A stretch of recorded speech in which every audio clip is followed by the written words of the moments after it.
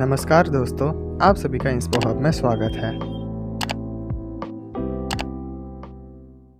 दोस्तों, इस अस्त-व्यस्त दुनिया से अलग होकर जब भी कोई इंसान अपने साथ अकेले में समय बिताता है, तभी उसके दिमाग में नाना प्रकार की चिंताएं जन्म लेने लगती हैं।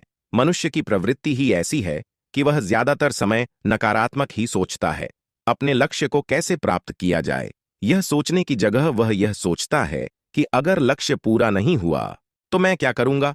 और इस प्रकार की नकारात्मक विचारधारा के कारण जीवन परांत डर-डर कर जीता रहता है। अगर पूरी बुद्धिमानी और सजगता के साथ इस डर को समझा ना जाए, तो यही डर इंसान के पतन का कारण बनता है। ऐसा मनुष्य जो खुद पर संशय करता है, खुद पर संदेह करता है, भला वह कैसे सफल हो सकता है? लेकिन बुद्धिमानी से अगर इस डर का उपयोग किया जाए, तो यही डर उसकी सबसे मजबूत ताकत बन सकता है। काश केवल एक बार उसने खुद पर विश्वास किया होता, तो उसे मालूम होता कि उसके डर में ही उसकी ताकत का रहस्य छुपा हुआ है। यह कहकर सन्यासी चुप हो गया और चुपचाप अपने कदमों पर ध्यान लगाते हुए जंगली घास पर से आगे जाने लगा। संध्या का समय था। स्याह और एक किसान जंगल में से होकर गांव की तरफ निकल रहे थे। सन्यासी के यह शब्द किसान को कुछ समझ में नहीं आए। वह सोच रहा था कि डर में ताकत कैसे हो सकती है।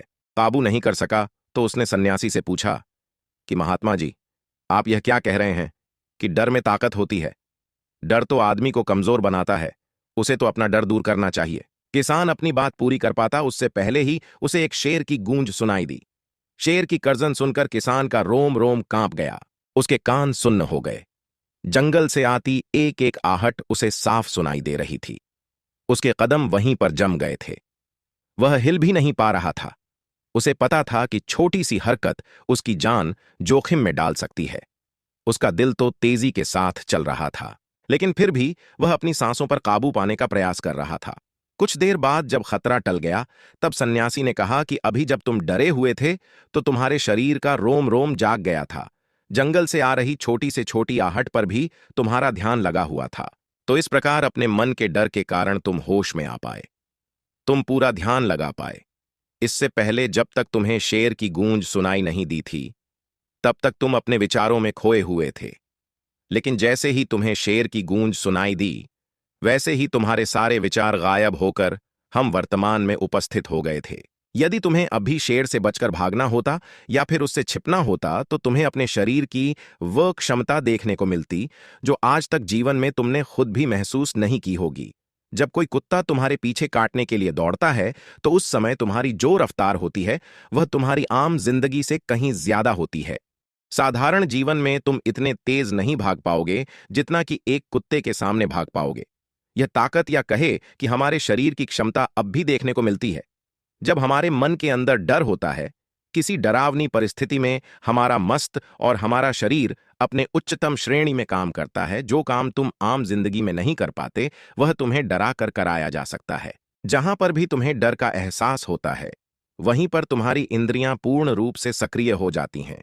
तुम्हारे कानों की सुनने की क्षमता तेज हो जाती है, दृष्टि एकटक हो जाती है, पूरी सजग हो जाती है, सक्रियता तीव्र हो जाती है, और जैसे जैसे वह डर खत्म होता है, वैसे वैसे तुम सुप्त अवस्था में चले जाते हो। तुम सो जाते हो और तुम्हारे इंद्रियां फिर से आराम की स्थिति में चली जाती हैं।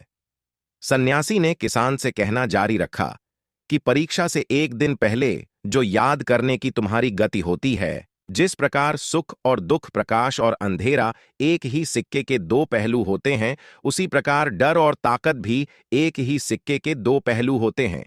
जिस प्रकार रोशनी के बिना अंधेरा पूर्ण नहीं होता, सुख के बिना दुख पूर्ण नहीं होता, उसी प्रकार डर के बिना ताकत का भी कोई महत्व नहीं है। किसान सन्यासी के ज्ञान से बहुत प्रभावित हुआ, उनके चरणों में नतमस्तक हो गया। दोस्तों, मैं उम्मीद करता हूं कि आपको ये कहानी दिल से अच्छी लगी होगी। इस वीडियो को लाइक और सब्सक्राइब जरूर करना। नमो बुद्धाय। उम्मीद करता हूँ आपको ये वीडियो पसंद आया। अगर ऐसी ही कहानियाँ आप भविष्य में सुनना चाहते हैं, तो हमारे चैनल को सब्सक्राइब कीजिए और इस वीडियो को लाइक कीजिए। धन्यवाद।